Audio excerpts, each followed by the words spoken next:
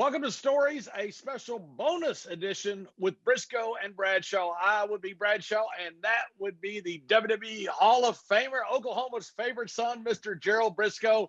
When I heard about this article that was being written about Pat Patterson, the WWE Hall of Famer, first Intercontinental Champion, it was hard to believe that the government, the United States government in the 1960s, was trying to deport Pat Patterson for being a homosexual. It's insane that a government that is supposed to be protecting you, you are living in fear of, which is exactly what happened to Pat Patterson. But thanks to this author and this reporter, the news has come to light through the Freedom of Information Act. David Bix, join us, the host of Between the Sheets podcast, and an article for Mail Magazine, writes about an incredible article about this entire saga with Pat Patterson. David, thanks for joining the show. Yeah, thanks for having me. How did you find out any of this information about Pat? And we'll get into a little bit about Jerry knew some of this because Pat would say, guys are watching me. I'm not sure if anybody really believed that. How did you find out the information about the government going after Pat? So I've, over the last several years, gotten into, filing Freedom of Information Act requests or like state or local level public record requests for all sorts of different things. And one of the things I had started to do from time to time, I should probably do it more than I do, is I'll file a request with U.S. Citizenship and Immigration Services for what they call the alien file of a wrestler who, was a foreign national who had worked in the U.S. who had passed away, because they tend to have kind of interesting historical information. You'll have, tax and pay records. Like, for example, when I got Chris Adams' file, I'm able to see that, in Dallas in 1984, he made, 80 grand, just working for Fritz. And, which is, like 200 grand today. And you can use that to show this is how much wrestlers were making if they were a headliner in a given territory. Or, you'll have the reference letters that promoters and other people have to send, because the way that the wrestling work visa process is, because wrestling is so unique, it's not going to make sense to everyone, but it's like, if you have held titles of note, they consider that. Like, they know it's a work, but they take stuff like that into account. So there's all sorts of stuff you can find. Even sometimes it's just fun to see like someone, someone's stationery or their letterhead from whatever territory office or whatever. So, I did that over the winter at some point. I forget exactly when, after Pat had passed away. Not really sure what to expect. And I get it. And it's like 200 pages. The second half is a mix of like his green card application from the 70s and then his citizenship application from 2002. But the first half is all from the mid 60s, when the INS, now defunct, but then, when it existed, it was part of the Department of Justice, the same way that the FBI and other agencies are. And they were trying to deport him for quote unquote homosexual activity, which was, I'm not sure if it was technically the official grounds. We'll go over that a little bit in the article with the professor that I talked to.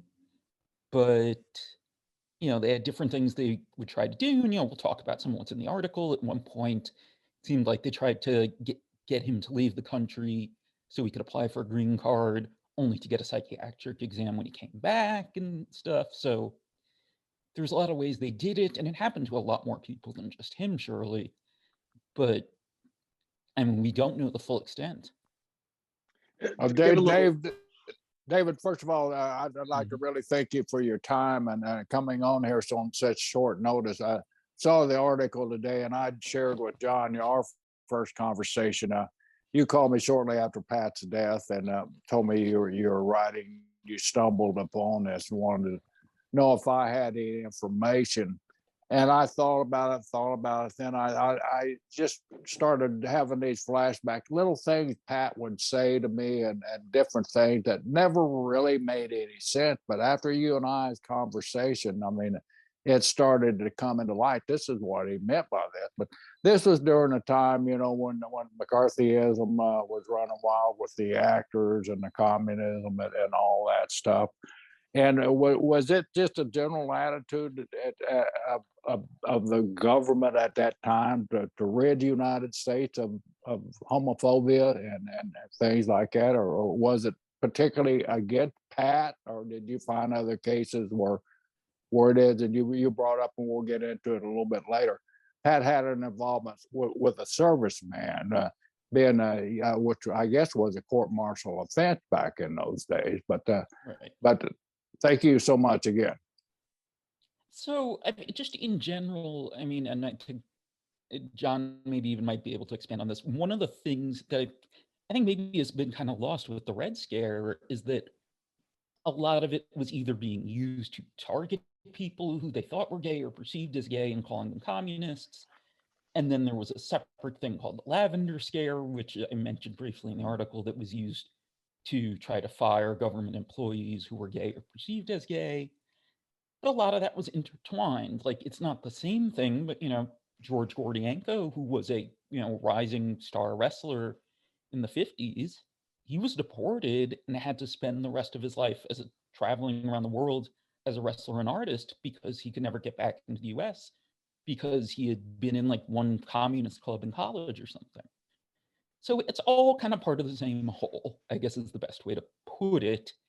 And with Pat, yeah, it seems like there were two things. One was that he had this relationship with someone in the Air Force who I think may have been a wrestler. I have no idea who it was. But also that at the time they had the public morals squad in police departments, including in Portland, and they were investigating. I don't know if they were just trying to do stings on various gay people or investigate the local gay community or any gay businesses or whatever, but Pat's name came up in that too. And what the professor that I talked to told me is that generally, if it was using immigration actions, it's because their name came up somehow in something with law enforcement. Yeah, and Jerry, to put a little context on that, the Lavender Scare was created. Senator Everett Dickinson, you had a derogatory term for gay young males called them Lavender Lads, and that's where the term came from. And after that became the executive order of 10450 from President Eisenhower that went after specifically gay people in the government. 5,000 people lost their jobs in the government during that time. By the 1970s, there were 360,000 files, 432,000 people between the Red Scare and the Lavender Scare, the communists and homosexuals, which, by the way, the RNC chair, George Gabrielson in 1950 said that gays may be worse than communists. That was the feeling from the government, and why they ended up with 360,000 files by the mid 1970s. It took over 100 cubic feet in the government. They used taxpayer money to go after people like Pat. So it was a targeted effort by J. Edgar Hoover and all of his cronies, McCarthy and all those horrible guys, to go after what they called sexual deviants, which is how they referred to homosexuality. Yeah. It was just an incredible time of a massive abuse of power. David, the first thing you saw was April 14th, I think, 1965. That's when the government first, they were investigating apparently the servicemen that Pat may or may not have had an affair with. The first thing the serviceman said he did, then later he said he didn't, he retracted it, it sounds like. But that's when the government wanted a witness and testimony to go against Pat. Is that right? Once it got passed on to the the local INS office, yeah, it was like once they got wind of it, I guess with the idea being that he's a locally based foreign national whose name came up in an investigation, then yeah, it got passed on to the Portland office of the INS. Got passed on to the Portland office, and then Pat ended up going in for an interview, right? Was that when he went in for it, or was it down? He was working for Don Owens in Portland. Then he went down a month later down to work for Roy Shire in San Francisco. And when did he go in for the first interview? Because he got interviewed by the INS, right? Yes. So his interview was that was in San Francisco. That was in May '65, and then the original. Give me 1 second, because I don't have this whole chronology. It's because the chronology of the article jumps around a little bit. So Yeah. it was more that it started in like late, yeah, now I'm remembering again. It was like November 64, and then it doesn't come up until later in the file because they had to request it from the Air Force, and then they got this summary that goes over this. But yeah, it's after about like 7-8 months is when they first interview him. So this was in San Francisco when when they went down to work for Roy. I guess he was notified by the INS that Pat was under investigation, and they proceeded from there. Or how did that transpire? You know, It's not clear to me if like they notified Shire or Don Owen of why they were investigating him. Like they knew, like there are letters of recommendation from them. They clearly knew they had to help with his visa at some point. But I mean, that's the thing. It's like, it seems like there were people that knew he might have a visa issue, but not the reason. Because also you got to remember too, officially, a lot of this is them trying to use pretext reasons and stuff. They're not always going to outright be like, we're deporting you for being gay as the official reason necessarily, even if that's what they're saying in their internal memos. And if Pat would have admitted to being any type of homosexual activity, he'd have been deported, right? Because his testimony was that I'm not gay, there's no homosexual activity, right? But if he had admitted that, he would have been deported. Is that correct? Probably, like maybe they would have handled it if he admitted it as like a voluntary deportation type of thing, but yeah. And you mentioned the one where they tried to trick him into going back to Canada, and then he was going to take a psych evaluation, and they were going to work out a deal. Apparently, the U.S. government, the Canadian government, worked together and fail him on the psych, or else the U.S. embassy, maybe not the Canadian government, fail him on the psych exam, so he was unfit to come back in the United States, right? That's what it seems like they were trying to do. Yeah, telling him that he could get his green card if he left briefly and came back as part of the application process, but that the idea would be to spring the psych exam on him, with the idea being that they could classify him as, sexual deviant or whatever, and then get him deported. So he was told to leave by, I think, January 10th, 1967. And around January 9th, it appears to show that he showed up in Montreal. But January 14th, just a few days later, he was at a match in Phoenix. How did he get back in the country? Was it just a matter of him going back to the Canada, and is my timeline right? Going back to Canada and then coming straight back? I mean, that's kind of what it appears to show, but it's very vague. There's it's kind of speculation parts of that. Like, I'm not really sure what to think of it because it doesn't really seem to match up with his wrestling schedule that at least we can find results for. So, it's possible it's incomplete. It's possible there's a page missing, and maybe it explains that the deportation got canceled or something. It's hard to say. How many times total did Pat end up getting interviewed by the government? Do you know? It's either 2 or 3. Well, it depends on what you count, because there's the first interview, there's the hearing, and I think there might be one more. So I guess 2. They had a hearing. They had a hearing, David. Pat had to go to a hearing. I didn't know about that part. Yeah, that was November 66. And he talked about he didn't want to go back to Canada, made much more money in the US than he could in Canada. He was making, in 66, he was on track to make the equivalent about $206,000 in 2021 money.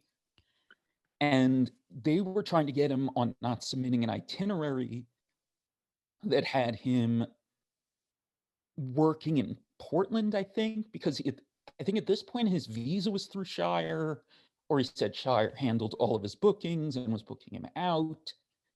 But in the end, it didn't even really matter because the type of visa he had, he didn't need to submit an itinerary anyway. So they're just trying to make up something to throw him out of the country.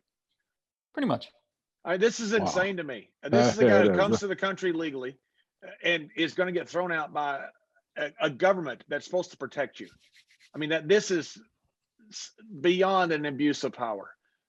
It's amazing to me. I live in DC, I live right by DC. They got a building named after J. Edgar Hoover, and this is the things J. Edgar Hoover did. I mean, you know, he also went after you name it, Orson Welles, Charlie Chaplin, Lena Horne, the Beatles, Albert Einstein, Albert Einstein. Right. who was a Jew fleeing Nazism.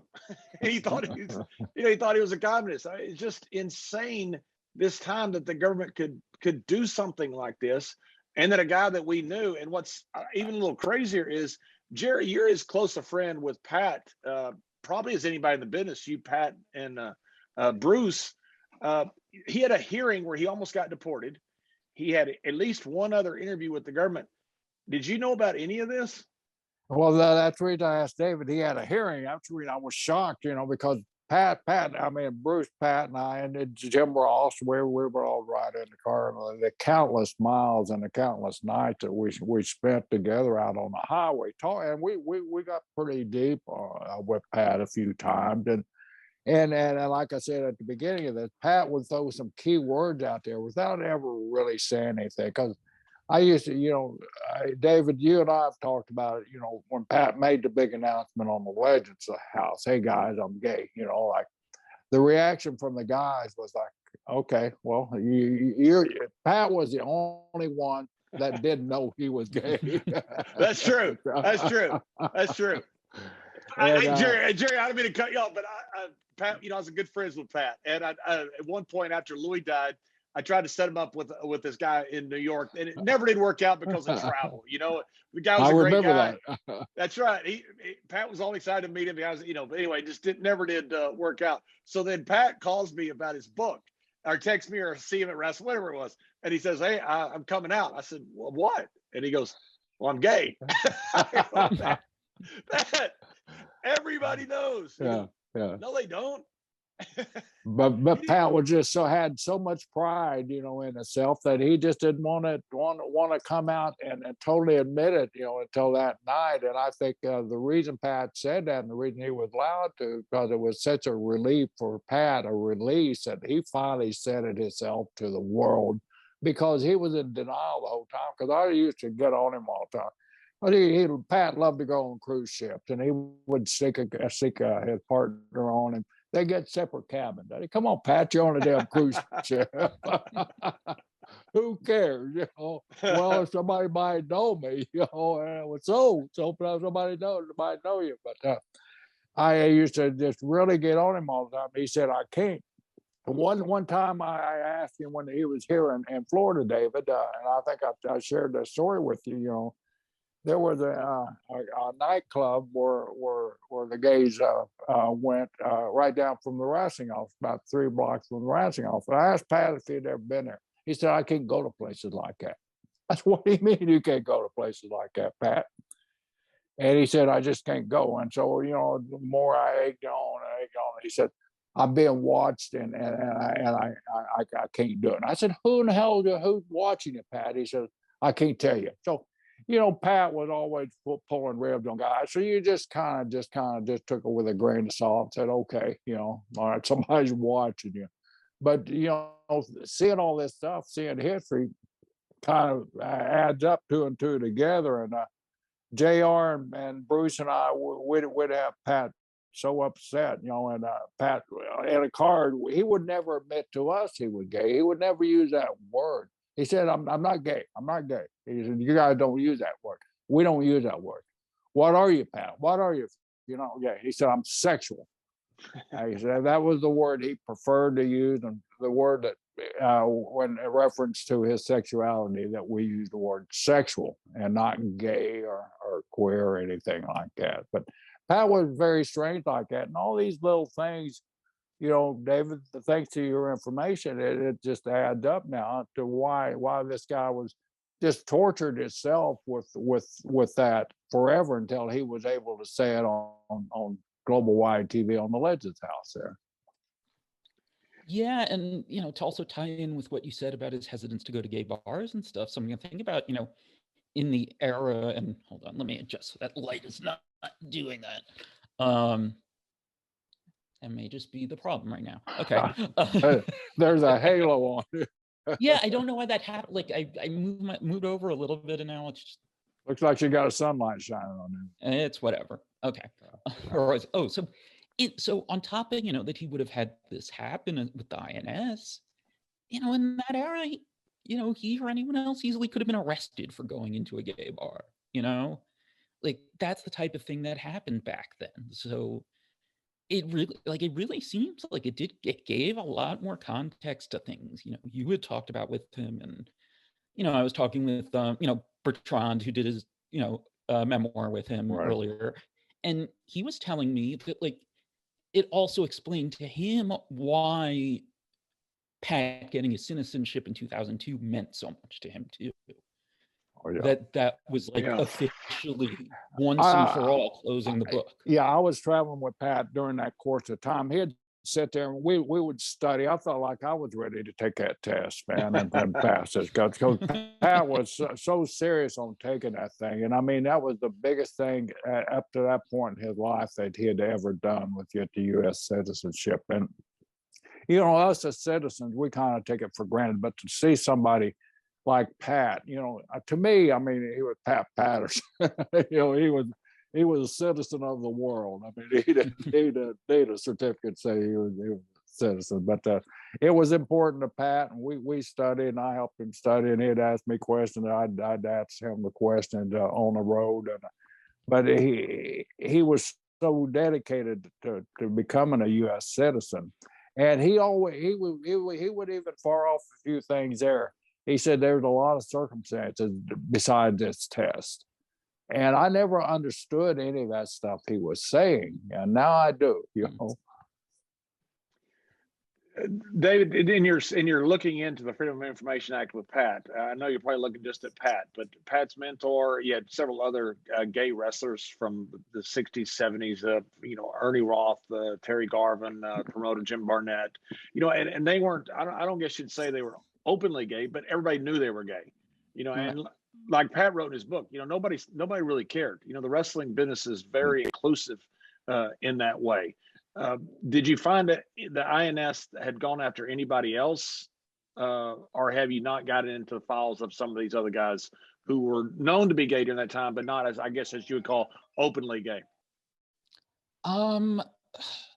At least as far as people, who, weren't American citizens, who were, foreign workers. Trying to think if there's anyone else that would even be like, I guess the only other person I could think of that would make sense, like that jumps out immediately, which I can't remember if I did a request or not, would be Terry Garvin, I guess. But I think maybe I did do a request and they didn't have anything, which happens sometimes. I think they just lost files. Like, for example, I did one for Bruno Sammartino a few years ago and they didn't have his file anymore. So that was a strange one. That was not one I was expecting to end that way. But no, I mean, it was actually one of the first Freedom of Information Act requests I ever did. I did one with the FBI for Jim Barnett years ago. And it took a long time to come back. And I'm thinking, it's Hoover era FBI, he's friends with Rock Hudson, who knows what's in there. It ended up just being from when Carter appointed him to the National Council on the Arts, just like his minimal FBI background check, which just basically consisted of them going to various like NWA member wrestling promoters who were just like, oh, Jim's great. Did you find anything else of interest other than about Pat or about the time, about the system, about what Hoover and these guys were doing at the time that you found particularly interesting? I mean, separately from this, something I've kind of made an on and off project over the years, I got to turn it into an article somewhere, is that I have a lot of stuff I did request on George Gordienko over the years. So I've gone through some of that. Like there's records of like when they went through his mail and intercepting his mail and stuff like that, on the, communism investigation side. And also, I refreshed my memory on this. I tweeted a few years ago. I should retweet it later. I have one of the like NWA like antitrust files, not the original stuff, but from when they went back to investigating them in like 1960. And there's like randomly a reference to Wlodek Zabisco being a communist and stuff. Like, David, back in the mid '60s, when my brother and I first got into business, he got in '65, I believe it was, maybe '66, and I'm about '68. But there was, the guys would pass through. We had the old territorial days, of course, where guys would, 6 weeks in this territory and they'd take off. We'd have a few guys that come through, and the story was, he's a communist. Be careful what you say to him. He's being watched. And, I'm right fresh out of college, and I'm believing all that crap too, So of course, I'd stay away from the guys. I got a couple of them were Canadian guys, and a couple of them were Americans, but that was talked about, the communism part of it, the political beliefs, but all during that time. And I swear on stack, man, I don't ever recall back in the '60s or even '70s, except when I first heard the name Pat Patterson. That was the first time, and I was in Australia. It had to be '71. That was the first time that I recall anybody in this business saying somebody else in this business was gay. And I'd been through, like I said, the communism stuff. Any one of the guys been gay until I was in Australia, and it come my time to leave. And I was sitting down talking with Jim Barnett about possible places, North Carolina, Portland, and San Francisco. And of course, I was friends with Mark Lewin and King Curtis, and I knew they'd been everywhere. So I'd talk about, hey guys, I said, well, if you go to San Francisco, you have Pat Patterson, and they said, well, he's gay. Well, no, what's gay mean? And so that was the first time that I'd ever heard any of the guys talk openly about somebody being gay, and they said, well, Jim Barnett's gay, and I did, but. Yeah, that was the first time I ever heard that Pat Patterson being gay. And then the first time I met him, of course, was in Atlanta, Georgia, when he passed on one of those titles to me down there. But, I just took Pat because I went out and worked with him. I had no fear, no homophobia or anything like that about working with Pat. We went out and we had a professional match, and I fell in love with his work and everything. And almost regretted not going to San Francisco and having the chance to work with somebody like that. But it was not a talked about subject. But like I said, the political part of it in the '60s, the communism and all that was openly talked about. But that sexual part wasn't. That's strange era, that '60s, '70s. But no one seemed to care, though, right, Jerry? I mean, you talk about Mad Dog Vachon, the famous story, where he was chasing Louis down the sidewalk in his car, gonna run over him, and then when he finally got Louis, Pat's mate, they became good friends, and he had a special seat for him. Roy Shire was the same. Nobody really cared. It certainly appered. Right, Jerry? Yeah, you're exactly right. Nobody cared. The only time I ever come across it, and I'm going to share this story with you guys, was here in Florida. When I took Pat Patterson's place, he was assistant booker with Johnny Valentine, which meant Johnny Valentine couldn't travel, and Pat was a worker, so Pat was on the road, and so Pat was the assistant booker that took all the finishes on the road for all the guys back here in Florida for Eddie Graham. So Pat worked himself into a program with Mike Graham, and Pat would wear all these fancy jackets around him. He had my favorite jacket I've ever seen in my life, and I even asked Pat for the jacket at one time, and he said somebody stole it from him. He had oranges on the back of it. Said California oranges are sweeter than Florida oranges. It was a beautiful jacket, but it was just a reference, that stuck out there to people. The fans knew Pat was gay, but Pat didn't know that. I didn't know that. Wait a second. I just realized something, though. If he's wearing that jacket, okay, so wait, this is after the plane crash, because you said that Valentine can't travel. So this is probably what, like 76, 77 thereabouts? Right now, we're 76, 77, 78, maybe. Yeah. So was Pat wearing that jacket as a reference to the Anita Bryant thing? Yes, he was, exactly. Wow. Yeah. That's awesome. Yeah. You talk about heat here in Florida. So should I explain that one, I guess? So Yeah, go ahead, David. Go For ahead. the people that Yeah, don't yeah. understand. Yeah. so Anita Bryant, she was what? Like Who was an Okie, by the way, John. So. Of course she was. She was what? She was like, I guess she was like a musician who had gotten a lot of publicity. She was a famous singer, Yes. yeah. And she had gotten publicity for becoming a born-again Christian, and she had taken on a very anti-gay platform. And the thing is, though, what really led to the controversy, and she was speaking out, I think, specifically because it was when Florida was trying to pass one of those like gay people can't be teachers laws or something like that, and she was supporting it. But the thing was, she was the main spokesperson for Florida orange juice at the time. Correct.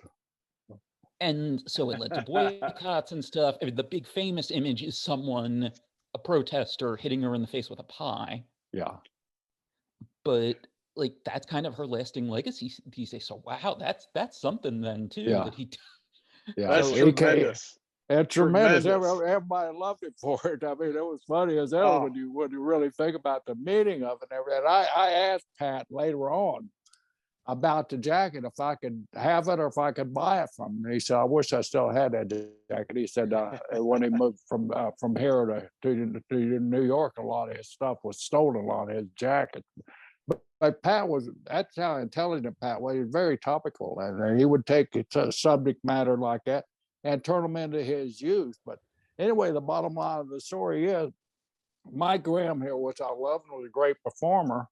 The boss's son. So Pat worked out this program with him, and Pat started going over Mike with the figure 4 and wearing that jacket. And then he, him and Garvin started coming out a little bit. And so Eddie got really upset about it. He said, I'm not going to have my son losing to a move that I made popular here by a gay guy. So he fired Pat as assistant booker. Really? Wow.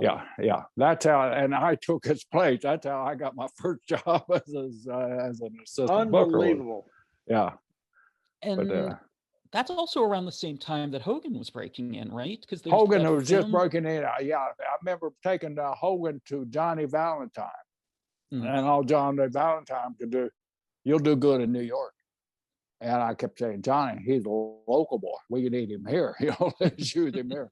Well, let's put him under a mask. Let's call him something good. So we ended up sending him to Tennessee, Pensacola. I gave him $100 bill, and Jack bought his first pair of racing boots, and we sent him off. And by the way, he did pay me back too. The reason I ask is because there's this film clip WWE's used a few times, like on the Legends Roundtable shows and some other places, that they had found in the Florida collection of Pat training Hogan to wrestle in the Sportatorium. So that's why my curiosity. There's a film clip from the old Eddie Graham library that WWE's used. I'll send it to you later. It should be on YouTube. If not, I'll find the episode it's on the network. That they have this film clip of in the Sportatorium, Patterson and a couple other people like breaking Terry Bollea in, and like his original training as a wrestler. And that's what I was going to say. It had to be during the break-in period because Pat didn't work with it, because Terry had fewer than a half dozen matches here in the Tampa territory before we sent him up there. We saw what was going on with Terry, and I got with Terry, and it got so bad, David and John, that I would call Terry's house to give him a booking, and his mom would answer. He was living at home there, and his mom would answer the phone, and I'd tell his mom, now write this date down. And she knew me, and she always acted like she was my best friend, but she would never give Terry the dates. So Terry would miss shows where he was booked, and of course we'd get heat with Eddie and Valentine. Why didn't this guy show up? I called Terry. I never got the message, brother. So this little barmaid, this little girl attended bars at the bar we all went to, was one of Terry's neighbors. So when I had booking for Terry, I would call up the little girl and have her give the date to Terry, and that way Terry would get the date. He said he made all the shows. Why did his mom not want him? Did his mom not want him wrestling? his mom was a wrestling fan just like Terry was, and she believed all that stuff. She didn't want no Buddy Coat or Great Malenko busting her boy open. So she was So protecting Hulk Hogan, she is protecting her baby boy. Yeah. who's 6'8", 350 Yeah. pounds at the time. Exactly. It looked like $1 billion in that time there. But that's when Pat left here after Eddie fired him. He stayed and he finished out his program. And him and Ivan Koloff were Florida Tag Team Champions, and they're a great team, as you can imagine. And Pat finished up, and I think that's when he went back to New York and stayed up there. David, does it bother you after reading all this stuff? Because it bothers the heck out of me that our government spent taxpayer money to go after somebody that was in our country legally. Pat wasn't a citizen, but he was working here legally, broke no laws. Does it bother you about that time in history and the people that went after him after reading all this stuff? Absolutely. I mean, it wasn't surprising because I knew this kind of thing happened.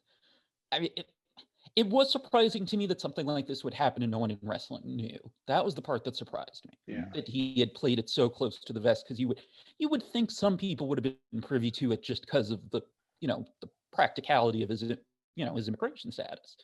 But I'm guessing that's probably as much as he told them. But yeah, it's very upsetting. And my friend Tim Burke, who used to work for Deadspin and stuff, he shared the article on Twitter earlier, and he said, it's a thing that a lot of people don't realize, but probably should be taught more, that our government did this a lot in that era. And, we're probably never going to know the full extent, but, Lavender Scare still was thousands of people, like you said earlier. And, who knows with stuff like this, especially because, it could be on so many different levels. It doesn't just have to be the INS. It can be, think of how many people, again, would have been arrested just for going in gay bars or hanging out around an adult bookstore or whatever. Like, there's so much of that, Go ahead. Yeah, you would never think that just going into a gay bar, and that's the reason Pat didn't go into them, because I'm being watched. And Pat, who in the hell you been watched by? You wouldn't understand. I do, because of all this the stuff that you brought out. But I just find it amazing. I know you called me, and you and I had a great conversation, but I'm sure you had a lot of sources that you went to. Did anybody in our business know that about Pat being investigated, or was it just completely just nobody that I talked to knew? I mean, you're the only one I talked to that kind of had those kind of moments of recognition of things that it was probably referring to.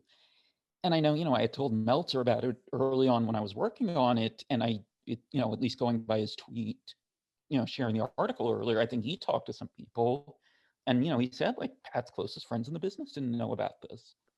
So, I mean, I think, would I be curious if they were still around here, like Don Owen or Roy Shire's, like, recollections of what anything to do with Pat's visa or anything, to see if they knew anything? Sure. But obviously we can't do that. And again, it's highly possible they didn't even know the specifics. Yeah, and Don Owens, Roy Shire, all gave Pat glowing recommendations later. So whether they knew about it or not, maybe that was the reason they gave the recommendations, because they were sticking up for Pat, which everybody who knew Pat stuck up for Pat. Everybody loved Pat. So it'd be interesting to see if they knew the extent of what was going on, because if you have to think that Roy Shire, especially with the claiming the work violation, would have known about it from the INS, because surely they reached out to him. But it's amazing that this story hadn't gotten out. Our government at the time, it wasn't just the Lavender Scare, it was the Red Scare, and it was also going after civil rights leaders. Dr. King was persecuted, absolutely persecuted by J. Edgar Hoover and his cronies. I mean, it's just an amazing time. And for you to bring this to light, well done. This was a tremendous piece of work, really researched. How has the feedback been on your art? I know it just came out today, but how has the feedback been? It's been really good. I mean, this is not me tooting my own horn or anything, because I don't usually get feedback like this. But like, I've had like a bunch of people telling me they think it's maybe the best thing I've done, which is certainly flattering to hear.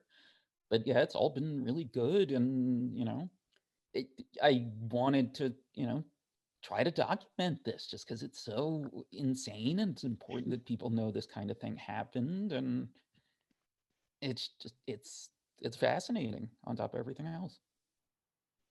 Well, David, thank you very much for both the article. Pat was a really close friend of mine and even closer of Jerry's. We good grief, man. We just thought the world of Pat. Loved Pat. Wish he was around today for we could go hear him sing karaoke and stay up one too many songs like he always does. How great was that, Jerry? Pat would get up there and sing, "Oh, Pat Patterson." What a wonderful world. That's right. And finally you're going, okay, that's enough, Pat. That's enough.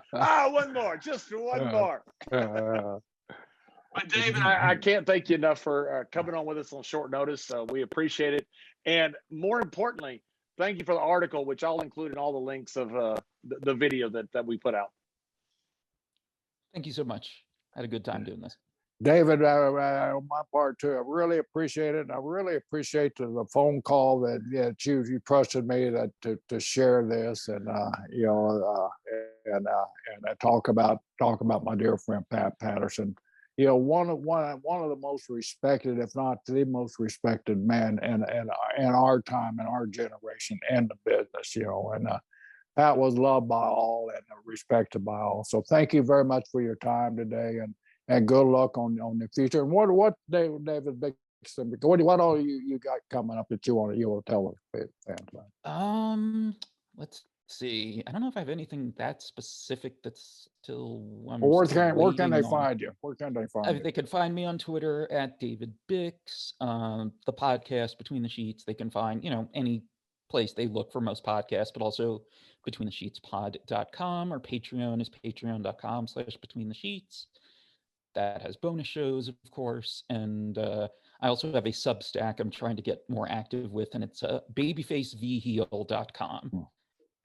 And people can check that out there. And this might actually interest you. I have something I put up there today that I happen to be working on in the last couple of weeks, that I dug into everything I could find about the ratings from when WWF was on TBS for those 8 months after, you and Jack sold your shares, and then organized the Georgia Green Saturday. Yeah, Green Saturday.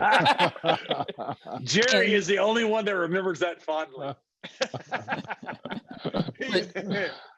The narrative, I feel like, had kind of always been that it was kind of this instant flop. They got thousands of negative calls, and just that it was this complete disaster. But I saw this one article that mentioned the ratings they were doing towards the end. I was like, that seems better than it should be. And I start looking, and it's like, actually, yeah, the ratings dipped after a couple of months because the shows were very similar to all the other shows, whether on USA Network, if they got Channel 9 here in New York on cable, because it was Superstation at the time, it was all the same stuff. But then, because TBS gained like 3 million homes just in those 8 months, between that and because also WWF was a lot stronger by the beginning of 85 than they were in like fall of 84, they built it up to where they were hitting like up to that point, like the PTBS wrestling audiences. Wow. So some of the narrative is true, but it's much more complicated, I think, than people realize. So the entire deal was. Well, yeah, because the thing that I always find, I think maybe most fascinating that people, I think, don't realize is, so wait, it was you, Jack, Barnett's investor, Jim Oates, was his name, right? Jim Oates, Chicago. Paul Jones, and was that all the shareholders this whole time? Yeah. Paul Jones was the key to the entire sell. He really was. I mean, even with Oates and Barnett and Jack and myself, we didn't have enough votes. The big stack of votes was over there with Paul Jones and his wife. And Paul Jones, as you know, was an amateur wrestler, and we had that closeness with Paul, that relationship with Paul, that was able to us to convince him that he was doing the right thing. So, but what I was saying, go ahead. No, I'm sorry. Paul was the key to it. What I was saying though was, the part that doesn't always get talked about that much is the sale actually went through 3 months before Vince took over the TV. The reason it didn't happen was that then Ole sued all of you to try to block the sale. Right. Yeah. It was, yeah, as soon as we walked out of that lawyer's closing on one, we were served with papers from Ole on the other side. But the whole thing, it was remarkable. It never got out. And for those days, not, something in the wrestling business getting out, even during our negotiation as trying to set up the sale. I mean, nobody knew what we were doing because we went to the Crockett first. The very first people we went to were NWA people. And every one of them called Ole for reference on the numbers. And Ole lied to every damn one of them. And we would come back. Ole says, you guys are overpricing your sock. Okay. Ole says that we're overpricing. Too bad. Next. We went to the next guy, and we kept going to the next until we found him. Wow. I did not know that part of it. So who else did you go to besides Crockett? We went to Crockett, went to Eddie Graham. We went to Barnett. Barnett and I talked because he thought he had a group of people with Jim Oates that would take it over, and that fell through. We went to the Mernicks who worked for Jim Crockett because they were wanting to expand their business and grow their business. The only way they could was gain control of the territory. They weren't going to gain control of Jim Crockett promotion, so they knew that. They figured if they bought in there. We were real close with the Mernicks, that close with the Mernicks. Piper is the one that got us that close to closing with the Mernicks.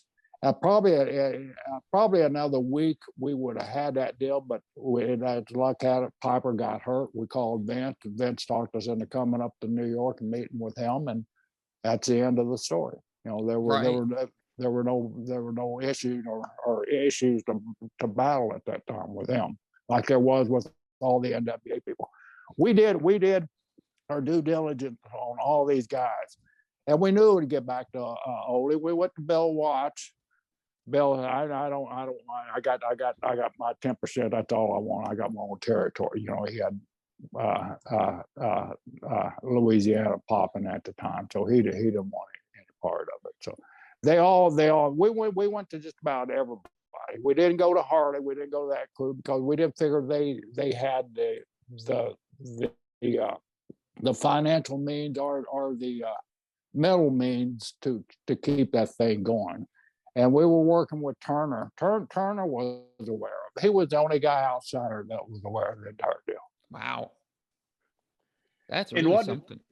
And what did Ole want out of it by blocking the deal? Did he just want a job? Did he want to? He just wanted to keep his job. He just wanted to keep his job. I mean, he had what a gold mine he had, and it was all Barnett's doing. I mean, he had the way Ole, and Ole is a brilliant guy. I got to give Ole credit due, man. He was brilliant setting up his structure, his pay structure in that territory because we had just discovered cable TV was everywhere, and we could run the Ohio's. And we would only go to territories like everybody. Why did you just go to Michigan, Ohio, and West Virginia? That's where the old Sheik went, and Sheik had burned that place to the ground, and no wrestling, no buildings or radio stations or TV stations would work with any other wrestling promotion. That's the reason those areas were dead like that. Well, TBS comes in on cable, and all of a sudden, Dayton, Columbus, Cleveland, Detroit, Lansing, Grand Rapids, all these places were opening up to TV. So we didn't need that local TV promotion anymore. So we just followed our cable system. I get a book about this thick every week that gave me every breakdown, every little burb, and every cable subscription in the entire United States, North America. And I would just follow that book to promote our towns and there wherever our subscription was the highest, of course, is where we ran shows if they had a building big enough to run us there. So it was a wild time, but we felt that we did everything that we could to keep the territory in the NWA, but from within inside, it was destroyed every time from inside, and that's it. So So, Jerry, you were actually part of the group that sold to Vince McMahon, and then you were part of Vince McMahon when you bought that back. Yeah, of course. You're I on both complete sides. You're on both sides. That was great. And I got Great drunker than Saturday. hell on both of them.